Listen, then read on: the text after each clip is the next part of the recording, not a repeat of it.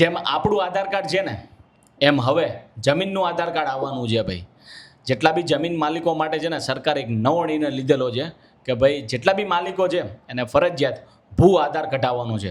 હવે આ ભૂ આધાર એટલે કે જમીનને આપવામાં આવેલો એક યુનિક નંબર છે જેને યુએલપી કહેવાય, unique land parcel identification number.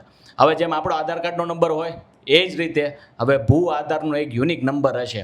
હવે આ ભૂ આધારથી સંપૂર્ણ માહિતી સરળતા રીતે મળી જશે. હવે ભૂ આધારમાં શું માહિતી હોય તો કે ભાઈ માલિકનું નામ હોય, જમીન માલિકનું નામ હોય, સર્વે નંબર હોય, જમીનનો તમામ રેકોર્ડ જેમાંથી તમે જોઈ શકશો.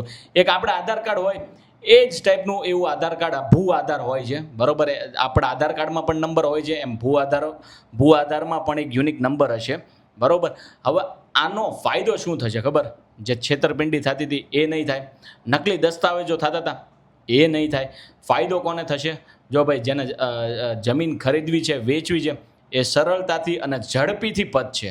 અને જેટલા બી ખરીદદાર છે, ખેડૂત માલિકો છે, જમીન માલિકો છે, આ ડિજિટલ પરિવર્તનમાં ક્યાંક ને ક્યાંક ફાયદો બધાને મળશે. અને આ એક નવું ડિસિઝન સરકાર દ્વારા લેવામાં આવ્યું છે જેના કારણે ડિજિટલ પરિવર્તન આવી શકે છે. વિડીયો યોગ્ય લાગે તો શેર કરી દેજો અને પેજને ફોલો કરી લેજો. જય હિન્દ, જય ભારત.